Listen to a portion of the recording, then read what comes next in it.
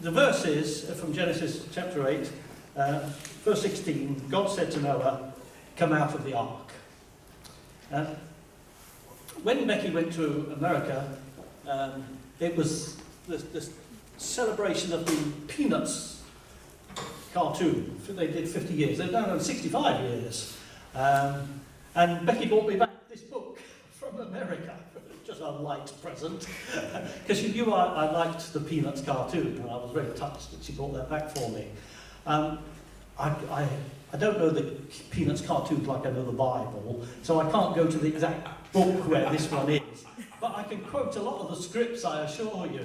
And there's one where Charlie Brown has to go and see the doctor, the consultant in the hospital, and at the reception desk he's told, "Go down the corridor and take the first door on the right." And as he's going down the corridor, he says, "Everything bad in life happened to me when somebody said, go down the corridor and take the first door on the right." And it's that feeling that you're going here and you're not quite sure what's going to happen after you've gone through that door.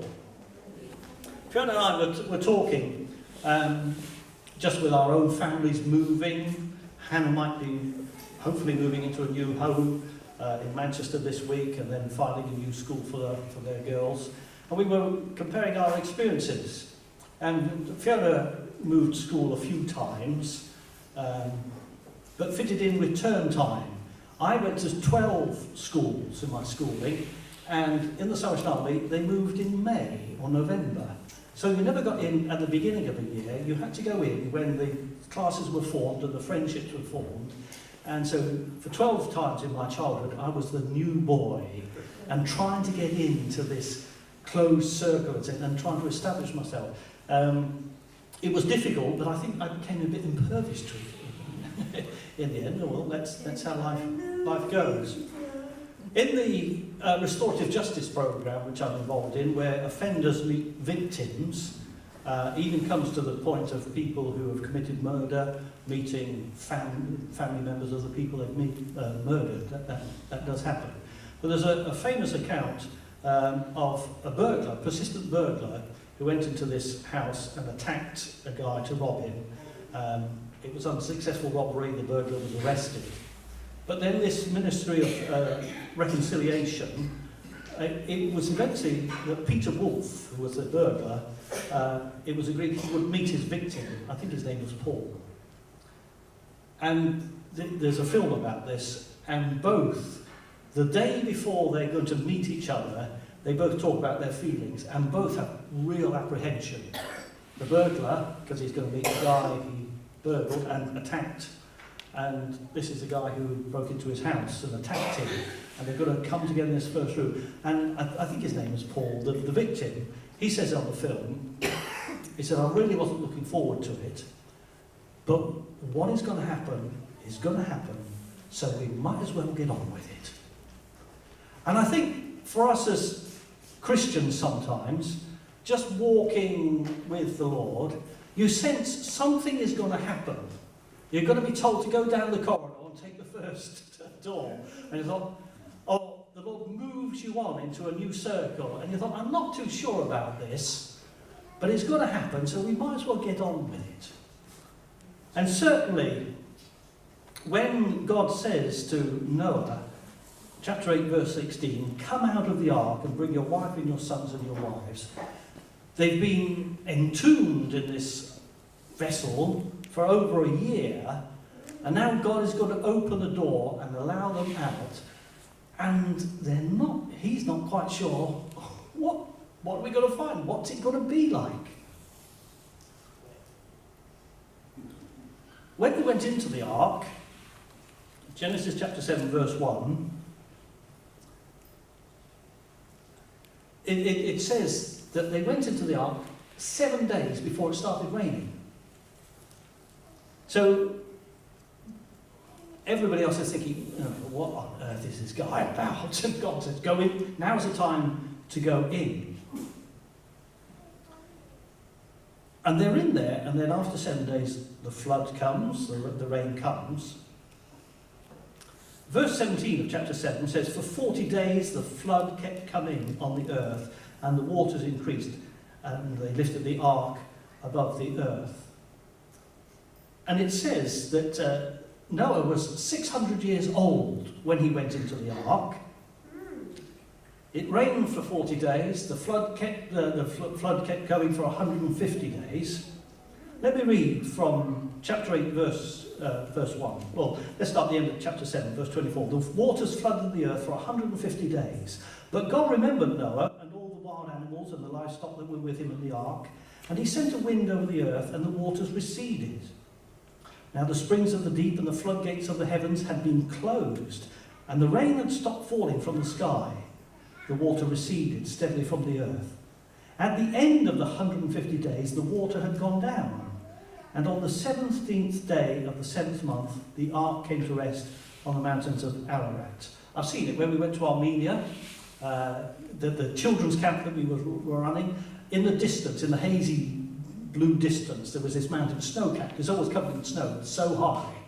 The locals say it's like going up Everest there. And that's Mount Ararat. There's a big Ararat and a little Ararat, and that's where they claim the ark came to rest. Verse 6. After 40 days, Noah opened the window and sent out a raven, and it kept flying back and forth until the waters had dried up from the earth. Then he sent out a dove to see if the water receded from the surface of the ground. But the dove could find no place to set its feet because there was water all over the surface of the earth, so it returned to Noah in the ark. He reached out his hand, took the dove, and brought it back to himself in the ark. He waited 7 more days, and again sent out the dove from the ark. And when the dove returned to him in the evening, there in its beak was a freshly plucked olive leaf. Then Noah knew that the water had receded from the earth. He waited 7 more days and sent the dove out again, but this time it did not return to him. By the first day of the first month of Noah's 601st year, the water had dried up from the earth. Noah removed the covering from the ark, saw that the surface of the ground was dry, and by the 27th day of the 2nd month, the earth was completely dry. Then God said to Noah, "Come out of the ark." God had told Noah and his family, "Go in," and then it says he shut them in, and they were in the ark for over a year, experiencing being lifted up by the flood waters, then just bobbing about on the flood tide, and then a long time for the waters to recede. The ark comes to rest on the mountains, and then a long time for the ground to dry up. God said, "Go in." He shut them in. And now he says, "Come out." I've used this picture of the ark, maybe not in the most, I was going to say professional, but that's not the word we use. I've used it as an illustration, rather than just taking it, the text, the story. So when I talked about build an ark, I talked about building a structure around our life that will carry us through the storms and tribulations of life.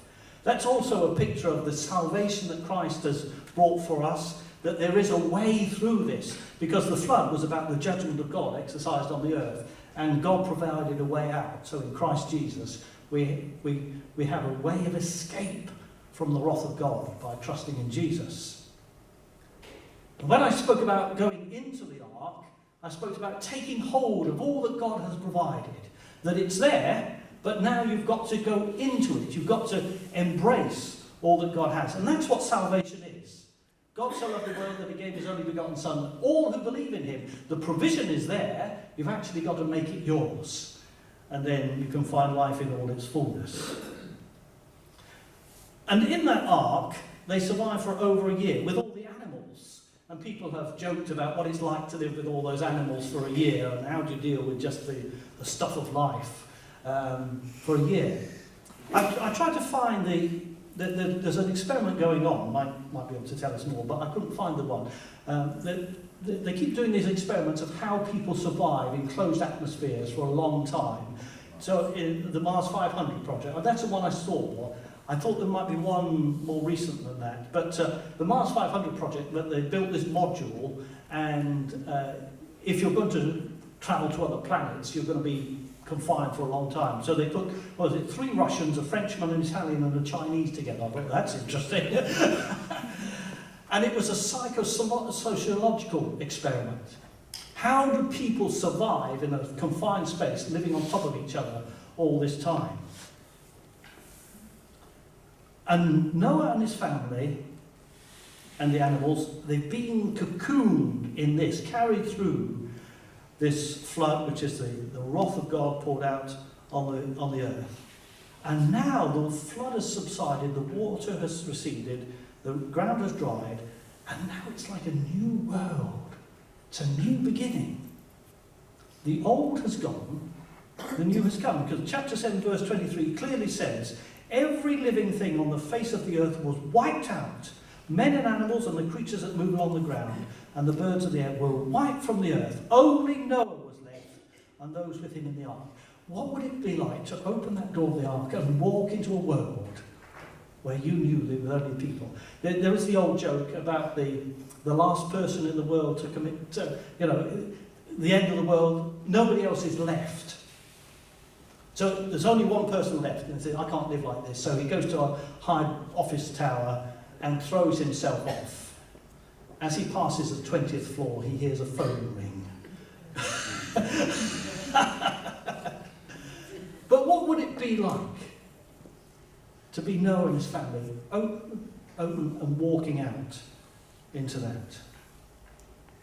It says the ark came to rest. That's a bit of a play on words. Noah means rest. So in a sense, the ark Noah'd. Noah, the man of rest, came to rest. And I wonder if in that experience of over a year, about 13 months in the ark, if in himself he was quite at peace that God knows, he knows what he's doing. I've obeyed him so far, he'll carry me through this, but what the future is, I haven't got a clue.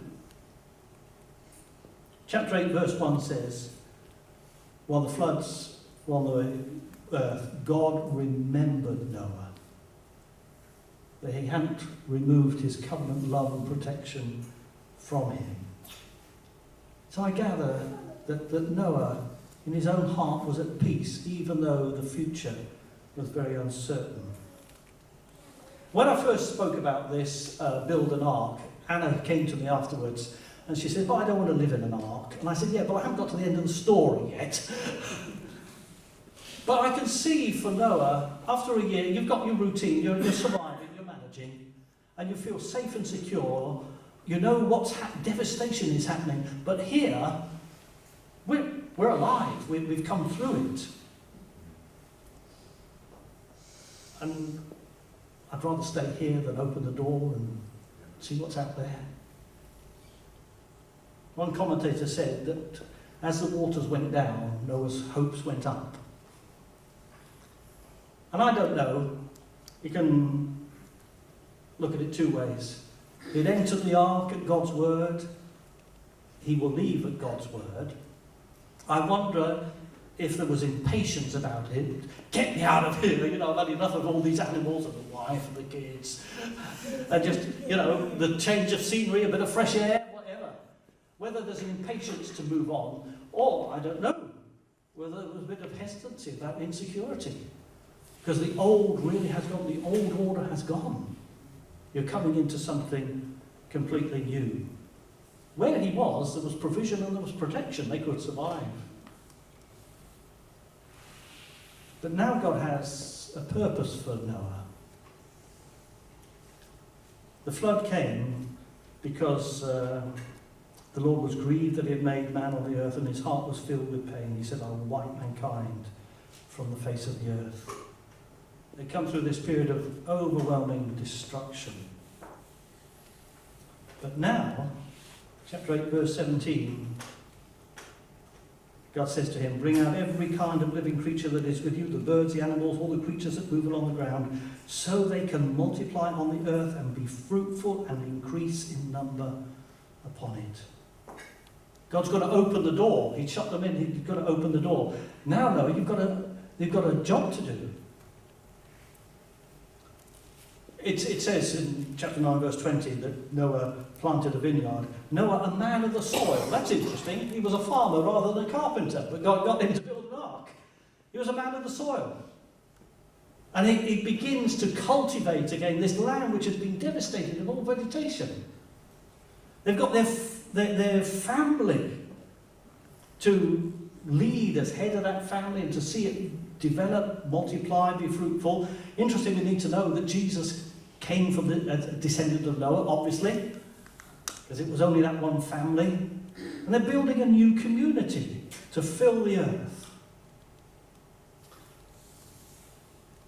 One of the first things that he does, chapter 8, verse 20, Noah built an altar to the Lord and made a burnt offering.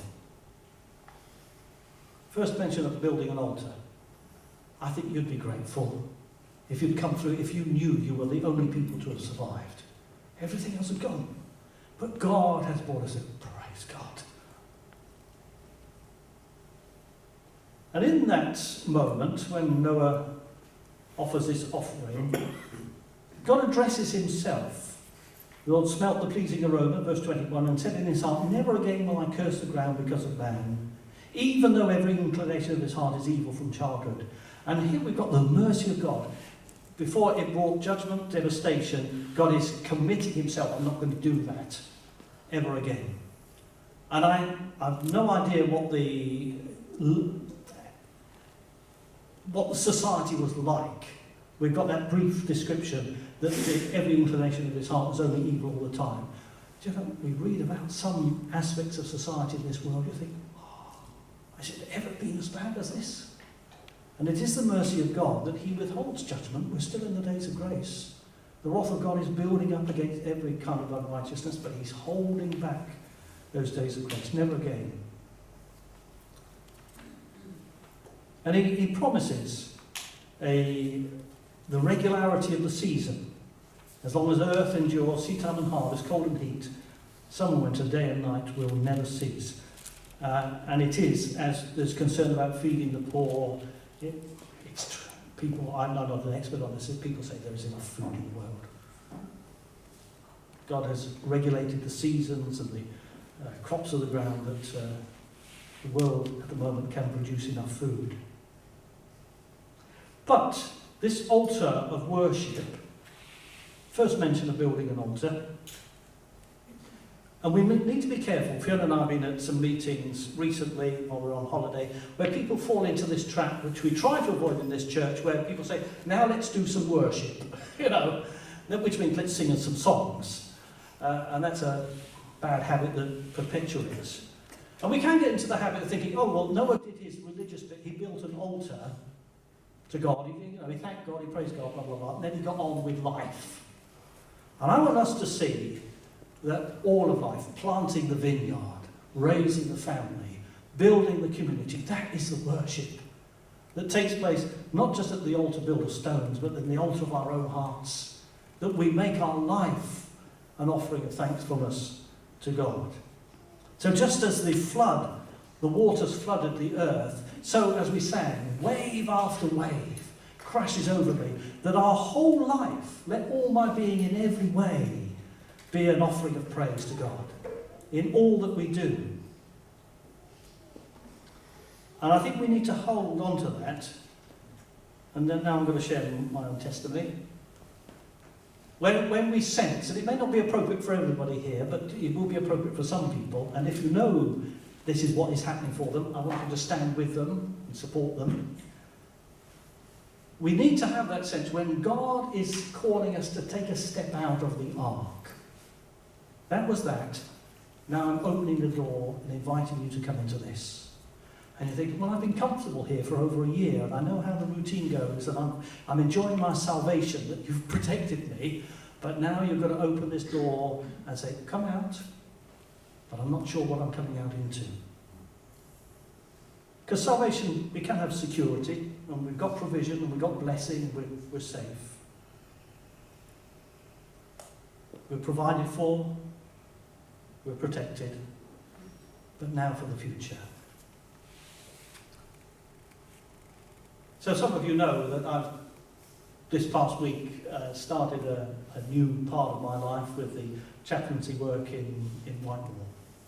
And I was talking to Keith and Mike before we embarked on this, and I'm not being blasé about this, but I know how to do church. as an overseer, that's what an elder is. I've got a finger on most things. I know how most things go. I appreciate Hazel's words. I know how to do a meeting. I know how to conduct a wedding, a funeral. People have different views on it. I know how to stand with people in sorrow and joy. I know how to talk sense to people. I can do church. But now we sense that God had opened up this door. Do you know, I'm all at sea. It's good for me that I'm having to work with people in a very godless society. And I'm having to work with people who are employed to work in the same place, who are obstructive, who are rude, who are difficult to get alongside. And I'm not talking about the inmates. And there's things going on, and I'm in meetings, and I'm sitting there thinking, I've got a clue what you're talking about. I'd say, have you an opinion? I don't have any opinion, because I don't know what's meant to be happening. And the human part of me was like, could I retreat into the ark, please? I know how it goes there. But every now and again in our lives, I do feel God says, come out. Come out of this. I want you to build something that is new. The old is gone. This is something new. It's the reason, I know it's an old story, but it's the reason I did the Bible smuggling to China, because I've come to that point in life and I saw the publicity and I thought, I need a new challenge. Let's put myself in an uncomfortable position again and see how it goes.